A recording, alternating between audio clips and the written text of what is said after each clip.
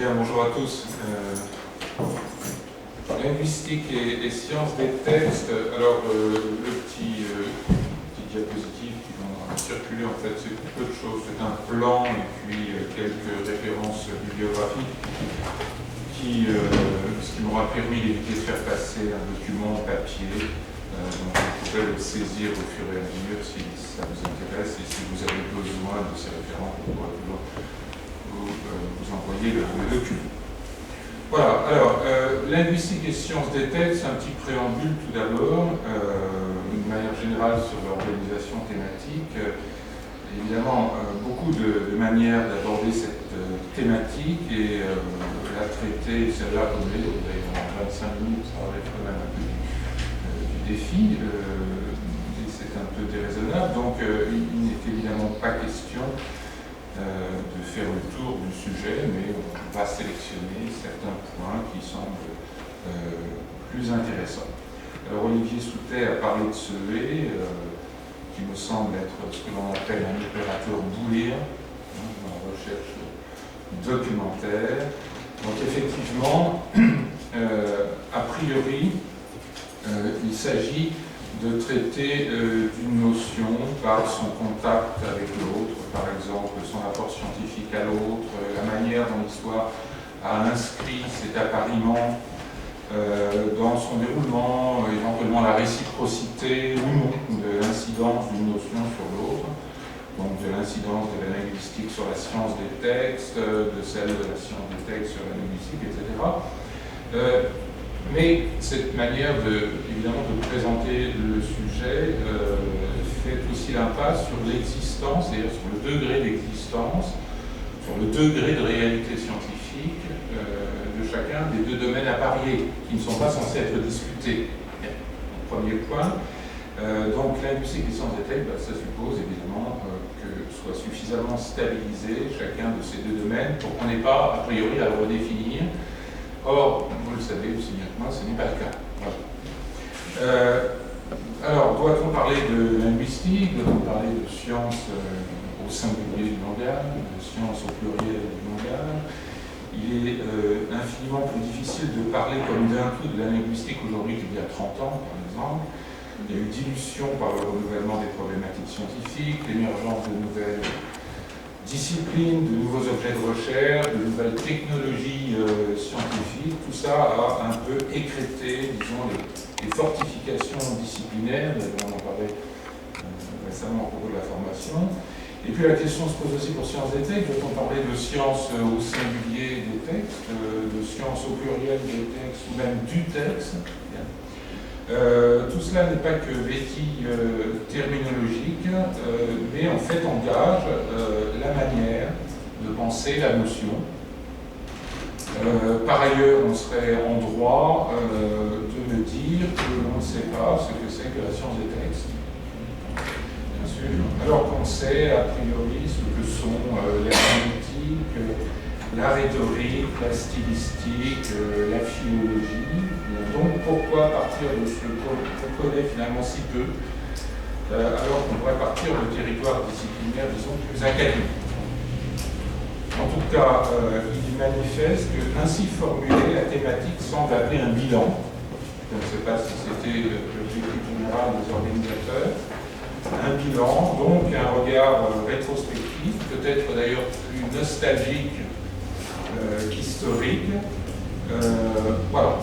Donc c'est un point que je voulais signaler. Donc évidemment, pour cette très rapide indication, je ne proposerai ni un état exhaustif de la question, ni un parcours chronologique, mais une approche plutôt non linéaire. Alors, premier point d'entrée dans la thématique. Tout d'abord, à mon avis, c'est très important, la question du terminus acro et la question de l'unité du champ. Et ça sera l'occasion pour moi de manière un petit peu provocative de parler de Saussure, qui a priori est étranger à la problématique, et on va voir précisément en quoi ce n'est pas le cas. Le terme de linguistique pose le problème de ce terminus acro d'un point de vue du point à partir duquel on croit légitime de penser le domaine. Ça, c'est un point important. La linguistique ne couvre pas l'ensemble du domaine de la science du langage, dont le développement est pluriséculaire, donc c'est un premier point. En fait, la linguistique couvre une infime partie de l'histoire de la science du langage, chronologiquement s'entend, parce que épistémologiquement, évidemment, c'est très différent, bien sûr. Alors, on va jouer rapidement le jeu d'une science du langage que l'on ferait partir de la linguistique, le point de départ de cette déambulation sur les interactions entre la linguistique et les sciences des textes. Si on fixe ce terminus acquo à la linguistique réputée moderne, eh bien, pourrait par exemple se trouver avantageusement dans l'œuvre de Saussure. Alors, c'est presque un paradoxe, puisqu'il est avéré que le cours de la linguistique générale n'évoque aucunement l'étude des textes, alors qu'à l'époque de Saussure, comme le rappelle François Rastier dans un article qui figure en référence, la science linguistique ne séparait pas encore nettement l'étude des textes de l'étude des langues. On sait que Saussure a consacré une partie importante de son existence scientifique à étudier les corpus de textes de l'Antiquité védique, grecque, latine, germanique, non pas pour trouver des attestations grammaticales, mais pour s'interroger sur la structure sémantique des textes et sur des phénomènes de régularité phonique. Et on a longtemps accrédité l'idée qu'il y a eu, en quelque sorte, il y a eu deux Saussures, un peu comme dans le cas du célèbre personnage de Stevenson, l'un opérant en plein jour et se concentrant à l'enseignement des recherches sur les langues, et puis l'autre opérant nuitamment, fiévreusement occupé à étudier les légendes germaniques et les anagrammes en poésie antique.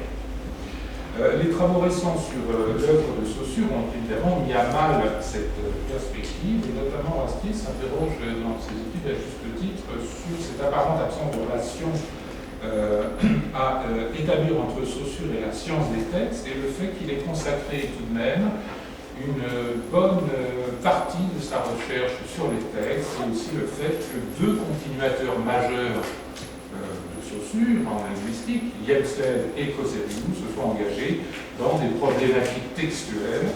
Le premier qui a fait du texte l'unité de base et le point de départ de l'analyse linguistique, et puis le second qui a écrit du texte linguistique qui développe des catégories descriptives. Donc ça ne fait que confirmer finalement la pertinence du soupçon de l'erreur historique et de la confusion épistémologique concernant le lien entre Saussure et le texte.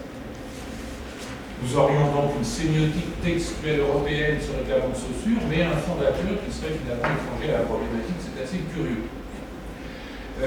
La découverte du manuscrit publié sous le titre de l'essence double du langage conduit évidemment, et c'est pourquoi je vous ai mis le lien, vous pouvez avoir accès à ce document, conduit à une révision d'ensemble du corpus des œuvres de Saussure et permet de modifier l'interprétation de sa pensée, à la fois obscurcie et simplifiée par l'histoire de la réception de son œuvre. Et donc effectivement, ce document, difficile à lire parce que ce sont des notes évidemment, peut conduire à reconsidérer le statut même de la linguistique contemporaine dans ses rapports avec la tradition grammaticale et aussi avec la philosophie du langage.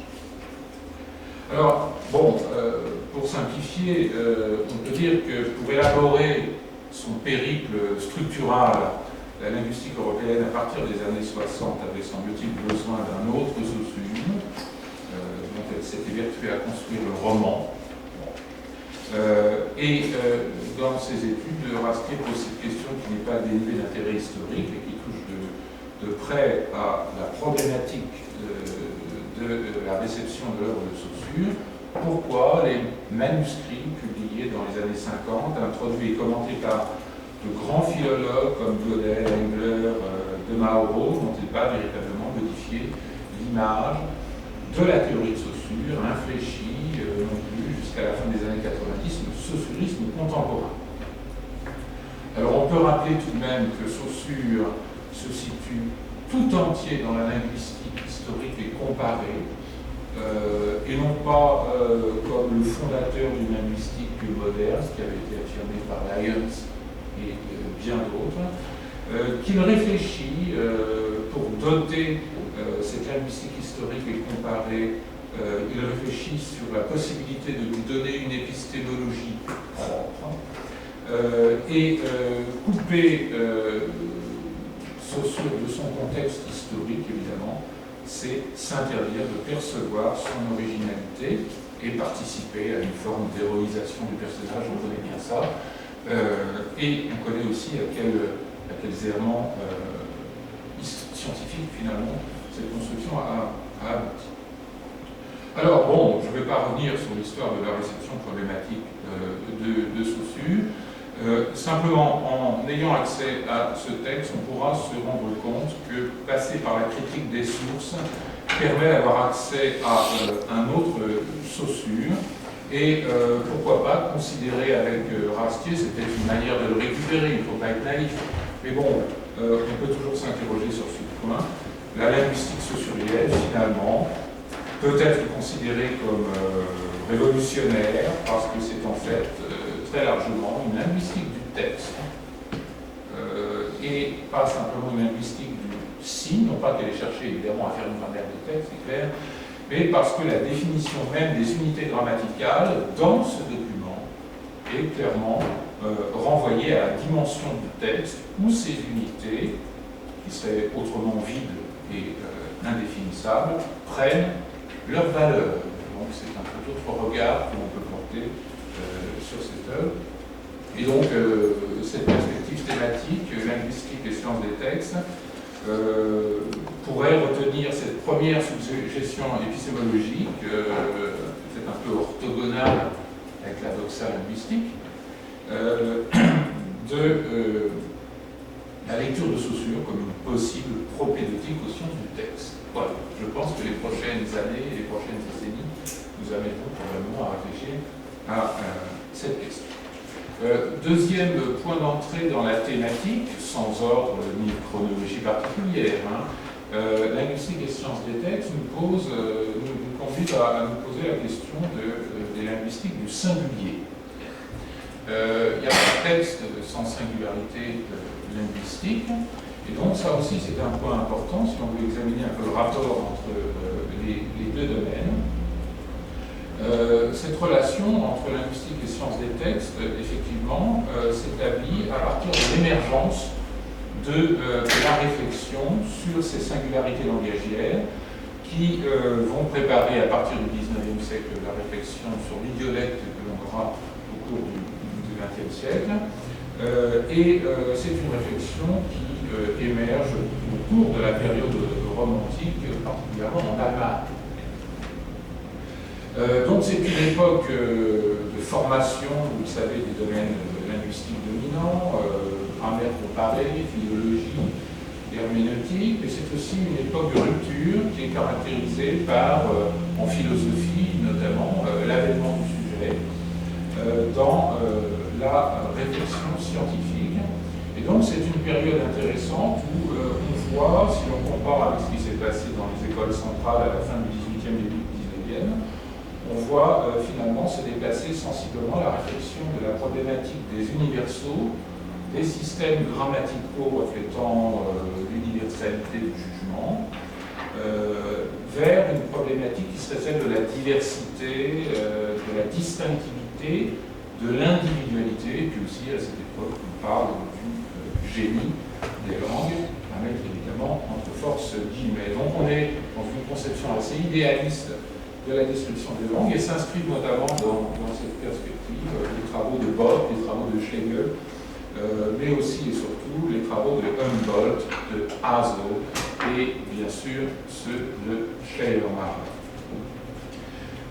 Alors, on est dans une période où on conçoit la langue comme étant l'expression de l'esprit, et notamment Bosler. L'expression de l'esprit, donc il s'agit effectivement de déterminer comment la pensée humaine élabore les moyens d'expression linguistique. Et Schlegel, notamment, qui est un représentant du pré-romantisme, développe cette idée d'une recherche qui porterait sur la structure interne des langues, de manière à pouvoir procéder à une grammaire comparée, susceptible de dégager des familles et donc des généalogies linguistiques. Et c'est en ça qu'il s'inscrit dans la lignée des philosophes romantiques. Hegel, comme de nombreux auteurs de cette époque, ne conçoit nullement l'étude de la langue comme pouvant constituer une finalité en soi.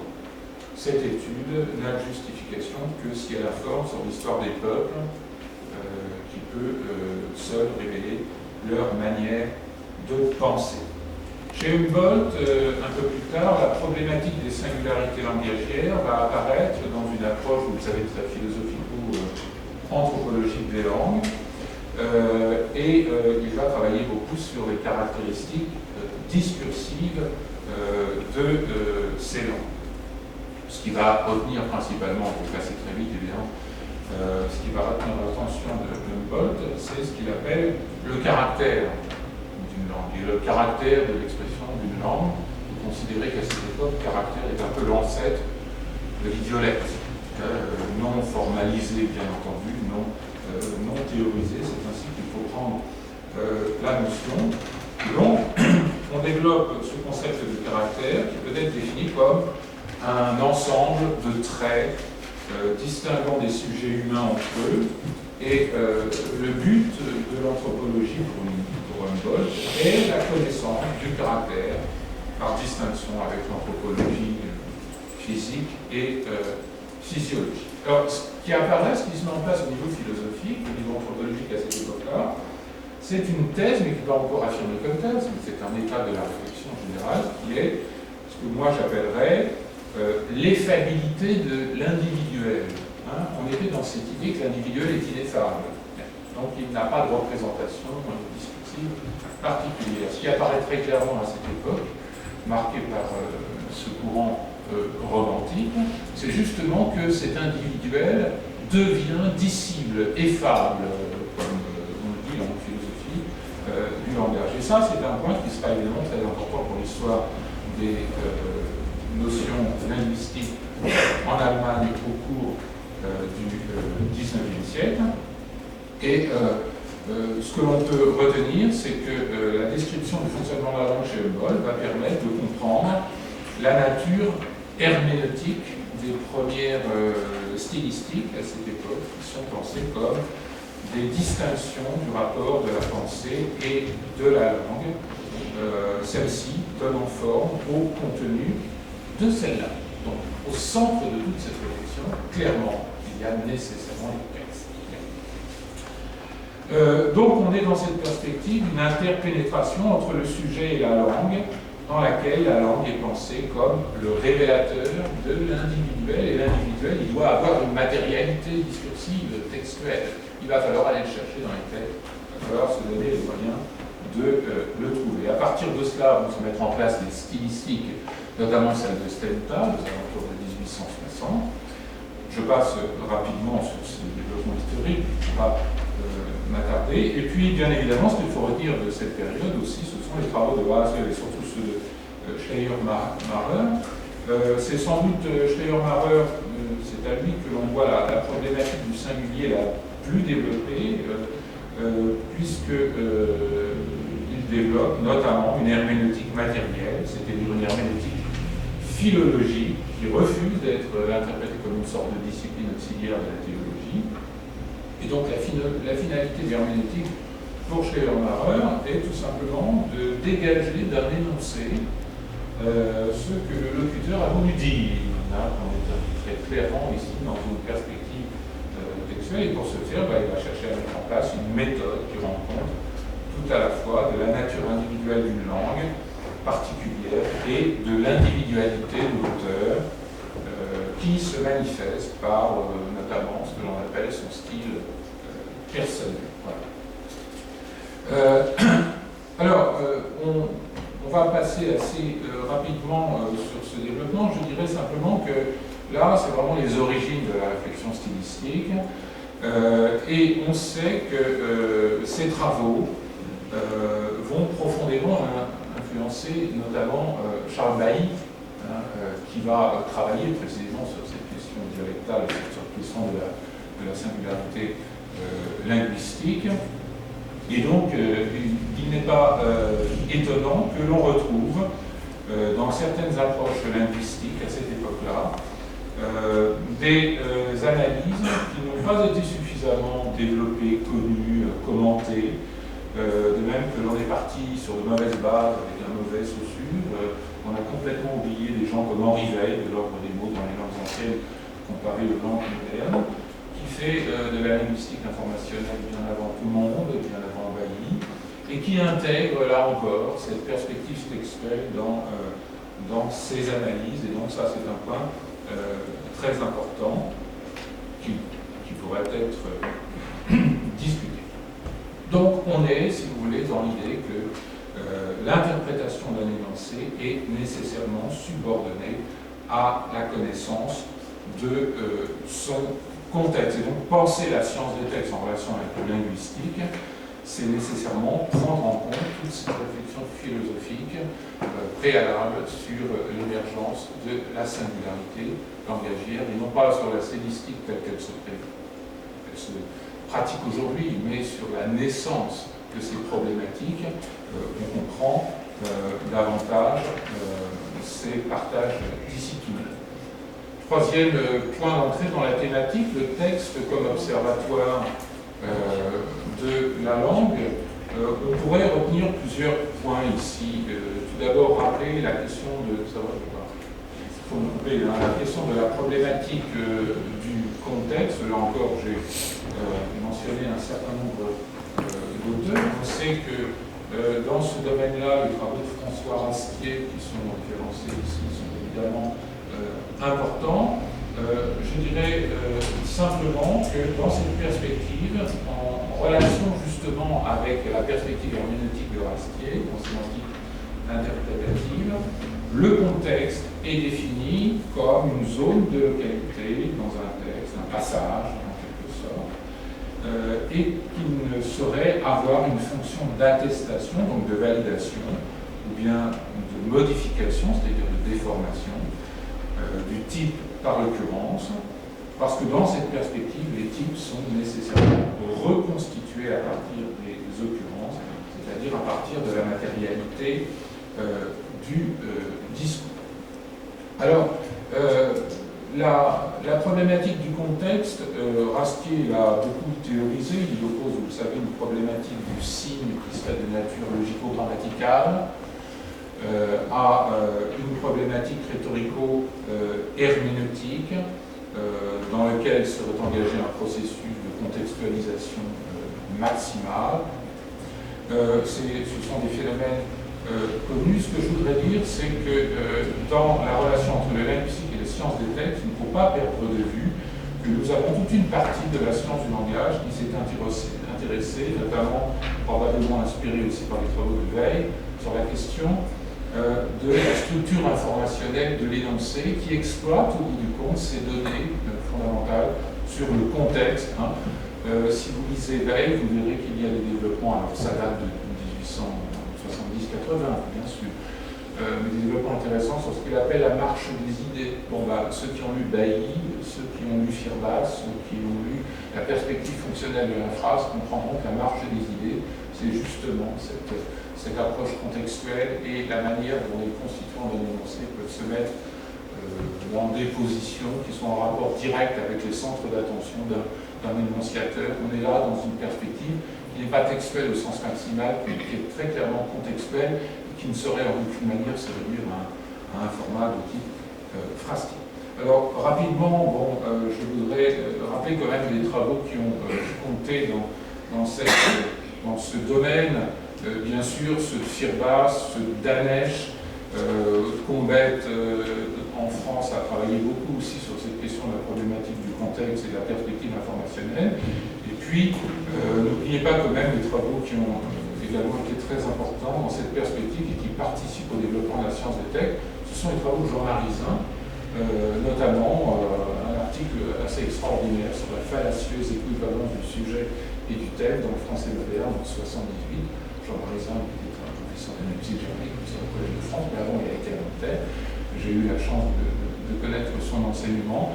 Et donc, c'était une linguistique où il était absolument exclu de se passer, évidemment, de toute perspective textuelle pour analyser les phénomènes de langue, on a tendance à l'oublier. Puis dans cette perspective, bien évidemment, on peut rappeler également l'importance des travaux de Simon Dick, Hallyday ou bien Pritz, etc. Un mot sur les grammaires et typologie de texte. Là, on est vraiment très clairement dans le cœur du sujet, mais bon, c'est une perspective un petit peu obsolète. La notion de texte, vous le savez, constitue une catégorie de sciences communes pour laquelle l'établissement d'un protocole définitionnel, descriptif, est quand même assez difficile à établir. L'entreprise est hasardeuse et dans les années 70, on a beaucoup travaillé autour de l'idée d'une compétence reconnue chez les sujets parlants à évaluer le degré d'acceptabilité textuelle d'une suite linguistique. On s'est beaucoup occupé de ça et donc on s'est intéressé, on a souhaité distinguer entre texte et non-texte. À défaut de pouvoir définir le texte, il fallait pouvoir au moins caractériser ce que n'était pas le texte. Et tout cela, finalement, est à l'origine de l'élaboration, d'un projet d'élaboration à partir des années 70, d'une grammaire dite textuelle. Alors, Hallyday, Hassan, en 1976, on travaillait sur cette question, on travaillait sur la notion de texture, notion de texture censée définir une propriété constitutive du texte, pris comme unité de langage en usage. Alors évidemment, c'est beaucoup gossé de cette terminologie. L'approche était néanmoins intéressante, même si elle n'a pas été forcément très productive. Et la texture, pour N.D. Hassan, s'appliquait d'une part au fait d'ancrage situationnel, ou ce que l'on appelle registre à cette époque-là, et puis d'autre part au fait de cohésion, établie par des relations sémantiques entre des expressions d'un même texte qui pouvaient être placées dans des phrases différentes. Et donc, ce qu'on essayait de décrire dans cette époque-là, c'était la cohésion locale, de nature notamment présuppositionnelle, avec les outils dont on disposait à l'époque. Et donc, la texture était censée délimiter un ordre de données de nature strictement linguistique. La grammaire textuelle s'est largement élaborée sur cette base-là. Ça a créé à la fois son émergence et sa perte, bien évidemment, car en aucune manière un texte ne saurait se réduire à une matérialité strictement linguistique. Il faut bien évidemment ouvrir un tout petit peu cette perspective. Alors, si l'on veut mentionner quelques travaux d'importance dans ce domaine, bien évidemment, on peut rappeler ceux de Van Dyck, le texte, structure et fonction, introduction élémentaire à la science du texte dans un ouvrage coordonné par Aaron Kibedi-Varga en 1981, intitulé Théorie de la littérature. Vous voyez, ces textes sont très intéressants. Ou encore le Harald Weinreich, grammaire textuelle du français, qui repose également sur ces principes.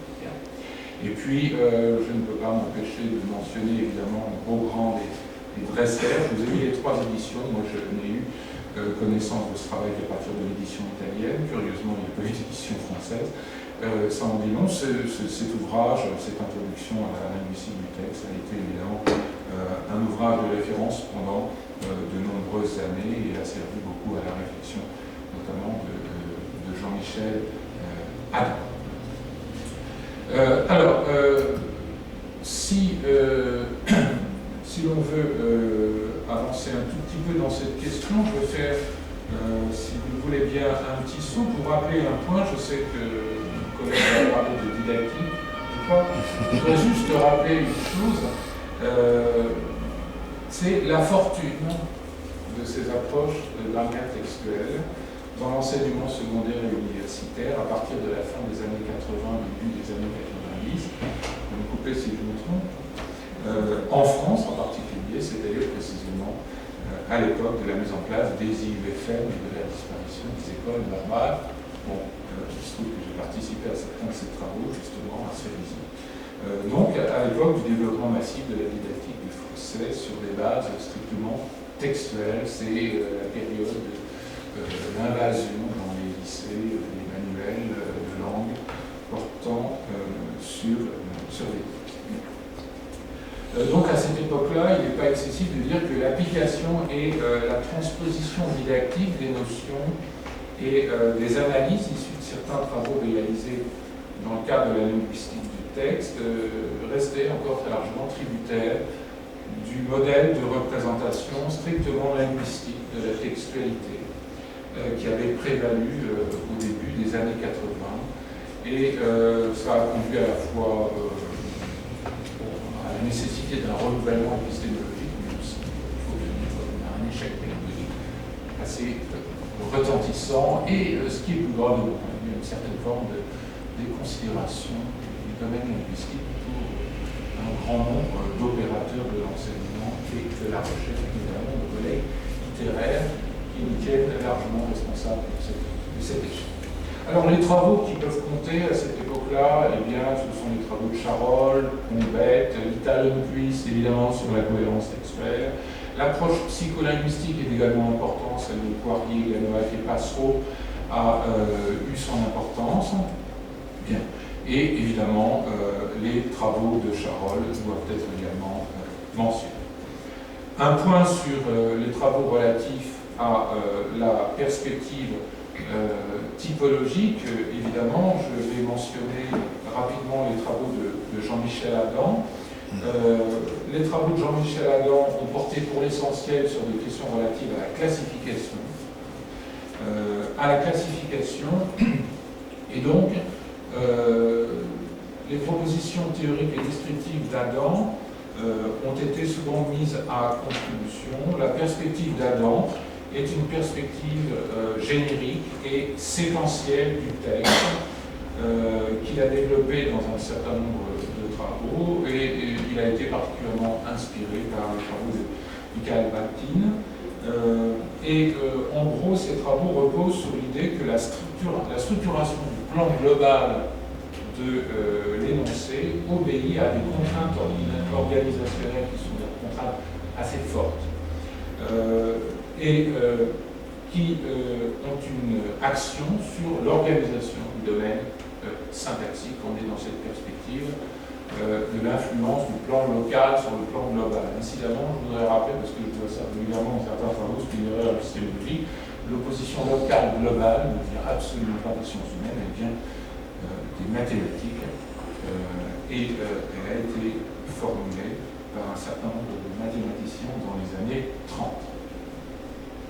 Alors, cette typologie a été beaucoup utilisée, notamment pour les travaux d'analyse syntaxique, et elle a aussi très largement inspiré les premiers travaux sur la structuration des bases de données pour l'étude en corpus de certains phénomènes de langue. Je me suis moi-même un tout petit peu essayé à cette perspective pour travailler sur les questions relatives au détachement. Dans ce lien entre linguistique... Oui. Dans ce lien entre linguistique et sciences des textes, on pourrait rappeler aussi évidemment le problème de la phrase et la question de la segmentation du texte, c'est évidemment très important, avec peut-être deux approches que je me permets d'évoquer très rapidement. Une approche transphrastique, notamment qui a été présentée de manière assez développée par Sorin Stati, mais qui n'a pas connu beaucoup de développement parce qu'elle a posé un certain nombre de problèmes. D'abord parce que cette perspective, de par sa dénomination, montrait clairement son allégeance au modèle phrastique. Par ailleurs, elle a souffert d'un certain nombre de handicaps dès le début de son développement, et d'abord parce qu'elle a émergé à une époque d'abandon progressif des perspectives de la grammaire de texte, et donc elle n'a pas été poursuivie. Et puis une approche macro-syntaxique également, qui a contribué à ces travaux, avec deux types de travaux. Les travaux qui ont été menés à Aix autour de Claire Blanche-Maménis sur la langue parlée, et une perspective qui a été surtout développée en Suisse, et notamment à Fribourg, avec les travaux de Alain Bérendener et Marie-Josée Recher-Béglin. On n'est pas là dans une perspective textuelle à proprement parler, mais un certain nombre de ces travaux ont très largement conduit à regarder la matérialité textuelle d'une autre manière du point de vue linguistique. Alors, on pourrait également mentionner, évidemment, mais on va en parler, donc je passe très vite, la question des corpus et de la science des textes instrumentés. Ça sera abordé au cours de cette journée. Donc, je voudrais simplement rappeler le volume dirigé par Mathieu Valette sur cette question. C'est un volume que nous avions souhaité mettre en place en 2008 à l'Université de Caen. Texte, document numérique, corpus pour une science des textes instrumentés. Et puis une référence également dans ce domaine, à mesure et grain sémantique de corpus de François Rastier. Il est clair que nous sommes aujourd'hui passés à un autre niveau de réflexion et que la science des textes est très largement couverte par le domaine de ce que l'on appelle, bien que ce soit très flou, la question de la linguistique de corpus. Mais ce que rappelle Valette dans ce texte, et les auteurs qui ont contribué à ce numéro, c'est que là encore, paradoxalement, donc il y a du grain en nous, entre nous, sur cette question, c'est que, en dépit de tous ces travaux, on n'a pas avancé sur la question du texte, on n'a pas avancé sur la question de la définition du texte dans une perspective linguistique, et la linguistique du corpus se saisit hélas encore trop souvent du texte comme une simple matérialité documentaire, mais absolument pas comme d'un élément susceptible de pouvoir être théorisé, pensé et utilisé du point de vue scientifique. Alors, juste un petit mot de conclusion.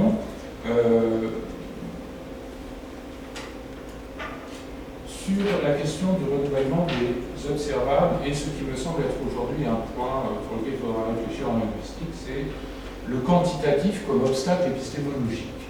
Voilà. Donc, c'est important. Notre actualité scientifique en linguistique depuis une vingtaine d'années et sans doute encore pour longtemps caractérisée par un rapport renouvelé à l'empirique, du fait du développement de la technologie numérique. Ça a changé l'étendue et la nature des faits à étudier, donc de nouveaux observables sont apparus, qui sont nés de la rencontre entre de nouveaux modes d'observation et d'analyse. Et l'incidence sur le théorique est également à prendre en considération puisqu'on se trouve confronté à une nouvelle dialectique entre théorique et pratique. Je veux dire par là que l'applicabilité des principes, pour reprendre un terme chomskien, devient déterminant dans l'analyse. Et les théories dont résultent ces principes doivent subir l'épreuve de la déformabilité. On est rentré dans une autre approche épistémologique, c'est-à-dire que le principe théorique doit être modifiable à l'envi en fonction de ce que l'on accepte parfois un peu hâtivement comme étant le réel de la langue ou du discours, du seul fait qu'il figure sur un support que l'on se donne et que l'on accepte sans trop en discuter finalement la pertinence ni même le périmètre. Et donc de ce déplacement épistémologique que la science du langage a opéré, il ressort du positif et du négatif. Du positif parce que il y a un point de vue réflexif qui se développe sur les démarches et sur les méthodologies, c'est important, il a dû être adopté, et donc on a rompu avec une sorte d'objectivisme un petit peu candide, et finalement malfaisant, un objectivisme en linguistique qui entendait s'accommoder de l'idée que les sciences sont uniquement déterminées par leur logique interne, sans souci de considération de la structure formelle et matérielle de leur discours, alors qu'une science sans discours, ça n'existe pas, même en mathématiques.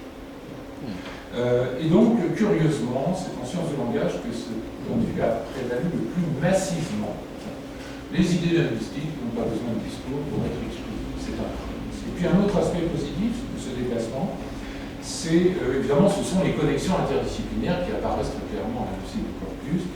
Donc on a les territoires domaniaux ont été un petit peu refondus, se sont désidéologisés et ont un peu lâché leur préconception implicite, cela pour le plus grand bénéfice de la science. L'aspect négatif, c'est qu'on est rentré dans une ère où le factuel pourrait se donner à voir et à saisir sans travail définitoire préalable. Donc on est passé de la naïveté théorique à la naïveté empirique, plus insidieuse et probablement plus durable. Voilà, c'est un point important. La place de l'informatique dans l'industrie du corpus produit fréquemment des effets d'illusion sur l'observable et la donnée, c'est un point sur lequel on discute régulièrement, du simple fait de sa profonde performance technique, et très souvent on glisse d'un objectif scientifique vers un objectif technique, oubliant au passage les impératifs de la recherche linguistique. Si le défaut d'empiricité peut être pensé comme un déni de scientificité, ça a longtemps été reproché à la linguistique, l'excès d'empiricité et le défaut de généralité qui sont nécessaires à la théorie s'exposent exactement au même reproche. Et puis, un des points les plus délicats à démêler dans cette perspective reste celui de la dialectique entre le quantitatif qui est amené par l'instrumentation et le qualitatif qui est amené par la réflexion épistémologique. Ce que la linguistique de corpus, c'est-à-dire la science des textes, se doit de faire apparaître, c'est que la quantité n'est qu'un aspect de la qualité, c'est-à-dire que plus de la même chose veut dire nécessairement autre chose, et que 2 fois plus ne font pas 2 fois mieux. Et c'est le problème auquel se trouve confrontée la linguistique. Voilà, je m'arrête là, je suis vers toutes vos questions. Maintenant, la réponse.